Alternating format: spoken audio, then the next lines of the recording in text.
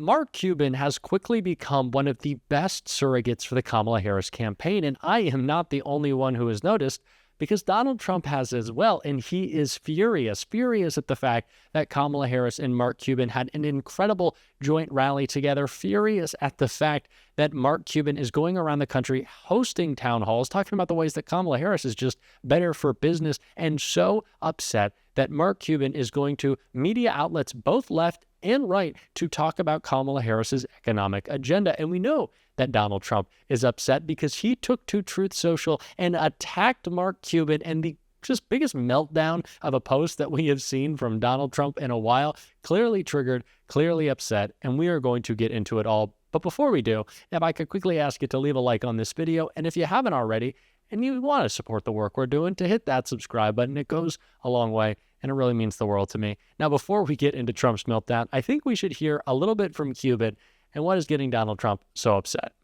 And I think Kamala Harris, that those 13 weeks just to be tied, all things considered, she's been building trust. Again, it makes it hard to go out there and talk in detail about taxes and business, which is why she has surrogates like me. I can go into the weeds and talk about any of these subjects. Are you worried she hasn't had enough time? Yeah. Do you think that could hurt her in 11 days? I mean, if she had 26 weeks or 52 weeks, it would be completely different. People would know her better. She would have had more time to talk about details, but she doesn't. And like a good CEO, like a good leader, she's put together a team, including myself and others, to go out and communicate things she doesn't have time to communicate. And I think I've been effective. I know others have as well. And I think that's going to make a big difference, and it's underappreciated. You know, when you look at the Trump campaign, right now, he is selling tennis shoes, crypto, Bibles, watches, coins, Christmas ornaments, NFTs, pieces of his suit from when he was nearly assassinated. Really? I didn't see social that stocks. One. Yeah, shreds of his suit. His Don't forget book, cologne. His cologne. If he was on an episode of Shark Tank, would you invest in any of those? No, because he's desperate. You only sell those things because you have to, because you need the money. And it's obvious, look, people think he's this great businessman.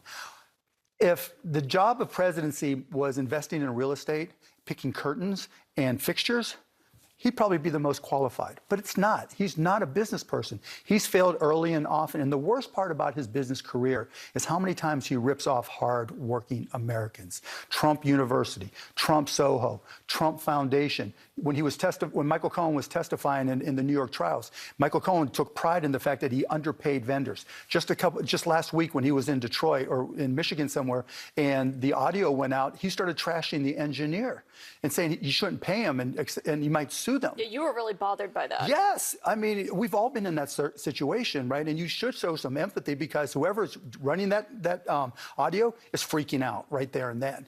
He showed no empathy at all. He doesn't care for hard-working Americans.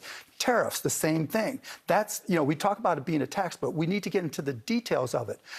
Think about what you're going to buy for next Christmas if he wins. You're looking at your Christmas present. 60% or more of the things you buy were made in China. Now, all of a sudden, they cost 60% more. When they cost 60% more, you have to make decisions. What am I not going to get my kids? What am I not going to get my family? What am I not going to get my friends? And on top of that, you had the retailers that you buy them from.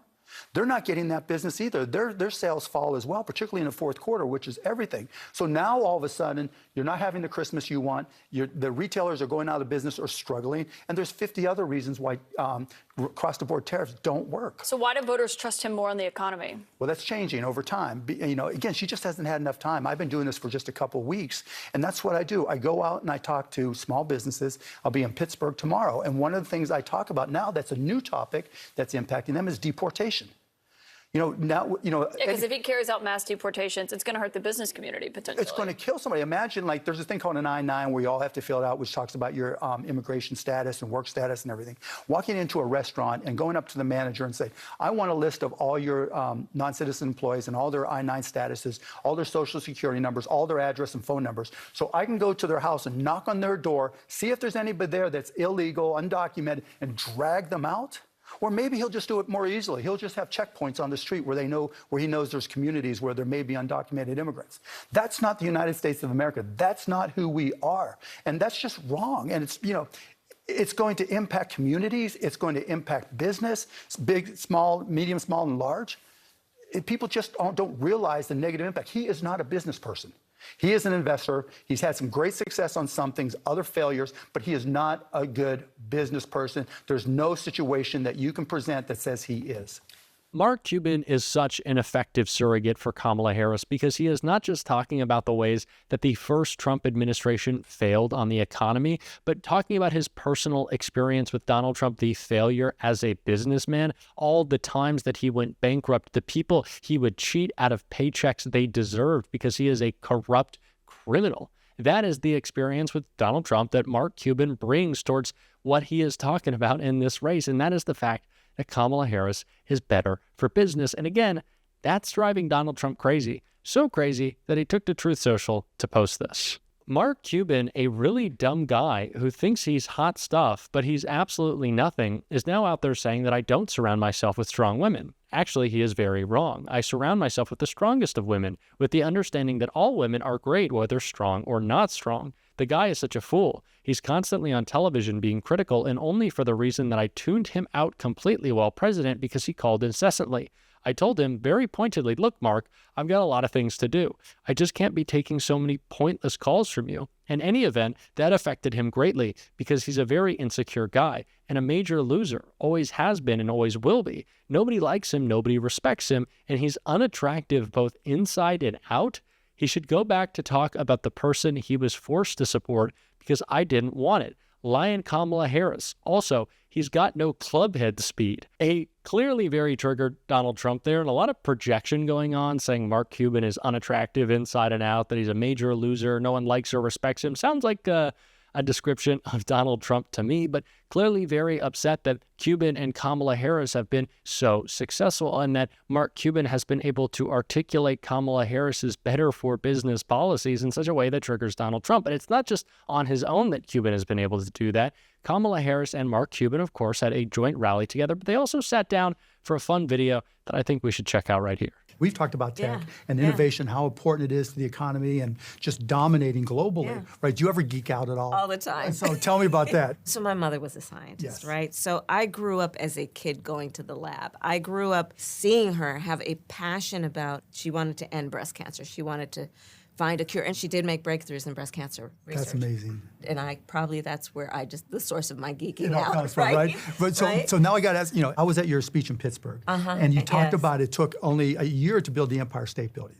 And then you said that you were going to cut permitting, you were going to cut the time for licenses, the red for tape, all the red tape. So how do down. we take that and use it to cut the deficit? So part of it is we cannot be rote in terms of how we think about deficits to say government spends too much, because I think that is overly simplistic. I agree.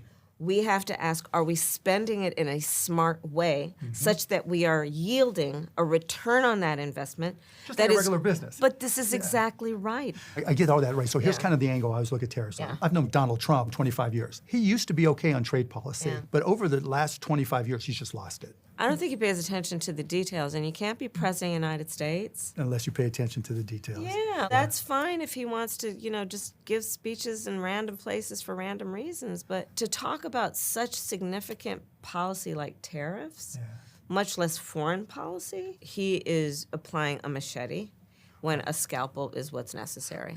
It makes no sense to me whatsoever. To me, I think Donald Trump is the Grinch that stole Christmas. This time next year, we're going to be thinking about Christmas presents for all of our kids. And if he puts a 60% tariff on everything from China, those prices are going up. And now all of a sudden, your vision of everything you wanted to have for your kids at Christmas is gone. Donald Trump just crushed it. And it's not just crushing people's Christmases. Those small companies that support communities, now all of a sudden, not only did their costs go up 60%, but their businesses were just shot. Right. He is going to put who knows how many small businesses out of business. Goldman Sachs, Moody's, Wall Street Journal most recently, 16 Nobel laureates have all examined our policies. Mine, as has been reviewed, will strengthen the economy. His will weaken it. It will incite inflation and invite a recession by the middle of next year, Mark. I don't think he's ever run a company where you have to go deal with the fundamental basis of your business. He has no clue. And the worst part is, he doesn't care. You know, let's not forget he was handed so much of what he's had and has lost it. And he doesn't understand how people like you and so many others, and this is what I love about the American people, who are hardworking, who have grit, who are innovative, and who start with nothing. And make something. And makes that's all the something difference. he doesn't get. No, obviously, I've been investing in startups Yeah. forever. When I work with these companies, it's their whole life. Yeah. They've given up something, and he doesn't realize that this person has worked 5 years, 10 years to save up enough money to start this business, or they just went for it. And he doesn't get that, and that's where the tax credit, and that's the other reason why talking about childcare and daycare, being able to have $6,000. So if you have a child and a newborn, you can keep on buy working. a crib and a car Yes. seat. How are they going to actually afford, especially during that first year of the child's life? Right now, for so many of Gen Z, Gen X, the idea of the American dream is really elusive. It was an older concept. It's tough. Yeah. And a big part of it being housing supply. We don't have enough. And so the prices go up. That's why I want to build more housing supply, but also work with developers and home builders to cut the red tape and Who to are get them hardcore tax entrepreneurs, credits. hardcore entrepreneurs. Yeah, I think that is so important because, you know, one of the questions I get all the time is about work-life balance. Yeah.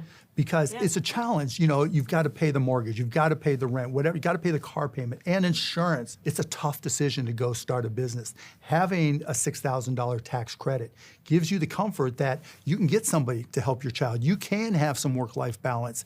And I don't think he's never been in that situation. Not all those people started like Donald Trump with a silver spoon, right? These are people putting their life on the line. It's that energy and that grit, to your point, that is going to spur us into the future, right? Because here's the other thing about entrepreneurs. You can't be a successful entrepreneur without actually thinking about where are things going. Look, we're here in Milwaukee, Wisconsin, and we're going to be talking to a bunch of kids. And I guarantee you, one of them is going to start a business, and that business just might be the next Nike, might be it's those kids that are going to change the world, invent the next technology. The idea of knowing that it is possible for us, if we work and study something, that we can create something that improves and uplifts the human condition. Of course.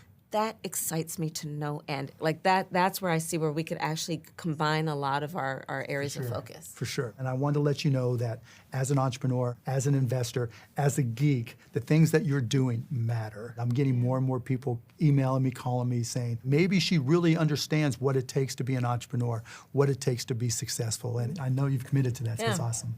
This is a message that is resonating with voters, and this is exactly how you make it happen. I could not love this video more. This is how we message, and this is what we need to continue to do in the final days of this campaign. And if you want to support that, as always, you can hit that subscribe button. You can leave a like on this video, and if you stuck around to the end, you can drop a blue heart in the comments. And until next time, I'll see you soon.